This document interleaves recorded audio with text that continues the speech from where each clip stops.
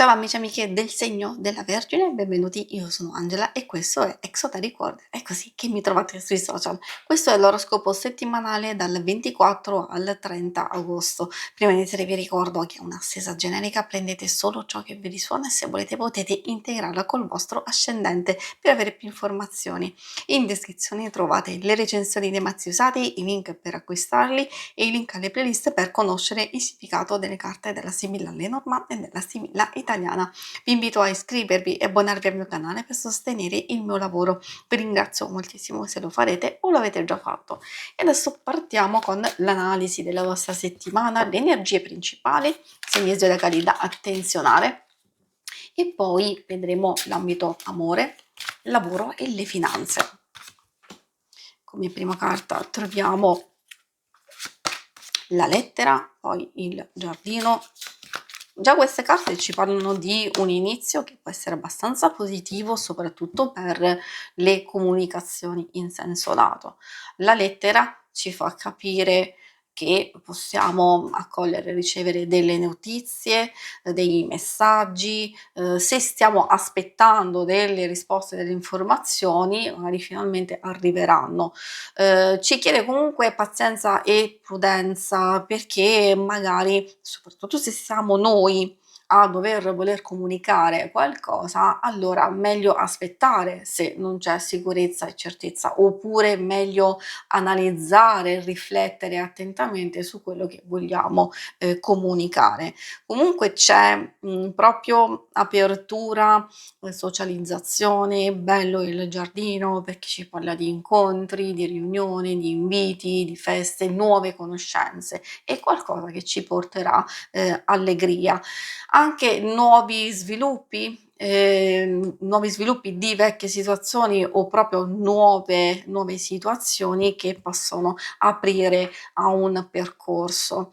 Alcune scelte sono importanti da fare proprio adesso, in questo momento, quindi se abbiamo dubbi e perplessità è meglio cercare di riflettere, di valutare tutte le alternative possibili, tutte anche le possibili conseguenze, quindi ci sono delle scelte, delle decisioni che saranno determinanti per il futuro e quindi sul proprio percorso da seguire. Ecco, e questa carta appunto ci indica che questo è il momento giusto per fare tutte queste valutazioni e per intraprendere un percorso. I segni zodiacali da attenzionare sono quelli di Terra, Toro, Vergine e Capricorno. E abbiamo anche un po' quelli di aria, Gemelli, Bilancia e Acquario. E adesso procediamo con l'ambito amore.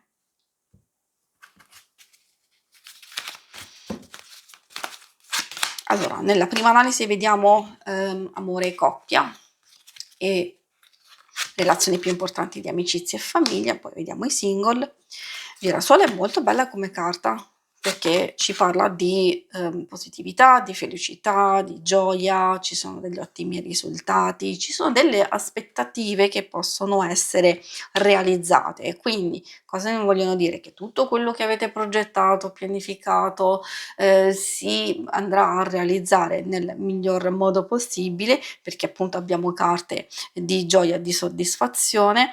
Si parla anche di possibile condivisione non solo dei risultati ma anche di nuovi progetti. Non a caso effettivamente troviamo proprio nelle energie principali questo nuovo percorso, queste novità, anche una nuova pianificazione.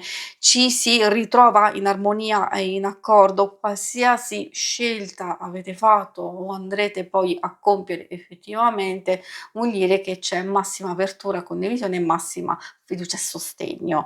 Per i single, queste vogliono dirvi quelle novità, quelle conoscenze, quelle amicizie, quel qualcosa che può iniziare adesso e magari ha anche allo stesso momento quel sapore che le cose si possono sviluppare in un modo più importante successivamente. Quindi possiamo avere l'inizio di una frequentazione, possiamo avere l'inizio di una possibile relazione futura? Assolutamente sì, visto che abbiamo delle belle energie di coinvolgimento e di attrazione. Quindi se già è iniziato qualcosa, allora ci saranno ulteriori sviluppi. se invece non c'è nessuno, probabilmente queste carte vi stanno dicendo che ci sono delle novità, delle conoscenze e quindi anche una nuova attrazione. Per le situazioni più pratiche abbiamo una fase dove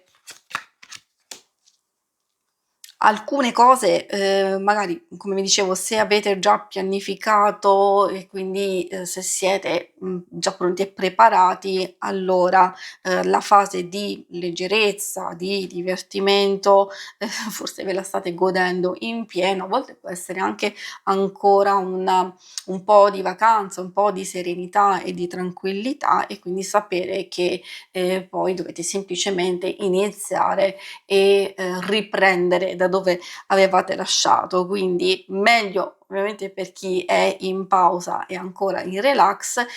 In realtà sono anche belle energie perché, vuol dire che alcune cose si mettono da parte e cioè la confusione, lo stress, l'agitazione, quindi c'è una fase di, alleggerimento e poi la fortuna è questa che ci porta quelle sorprese, quelle novità, quegli sviluppi positivi, sia miglioramento delle situazioni più difficili, sia recupero, forse anche di denaro, di energie a livello psicofisico. Ci possono essere, degli incontri importanti, qualcosa che è in arrivo e una proposta, una novità.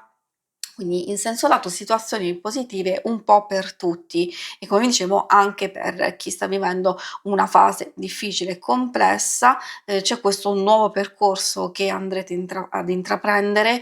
Se avete ancora dubbi e perplessità, questo è il momento per chiudere definitivamente questi dubbi in un cassetto, anzi direi di buttarli via e di procedere, perché la fortuna è con voi. Anche per chi è alla ricerca di lavoro potete accogliere, magari una proposta, può essere, magari anche un progetto importante di collaborazione, soldi forse in arrivo, soprattutto se precedentemente c'era qualcuno che ve li doveva ancora dare, anche altre tipologie di miglioramenti, se ci sono questioni legali e burocratiche in corso.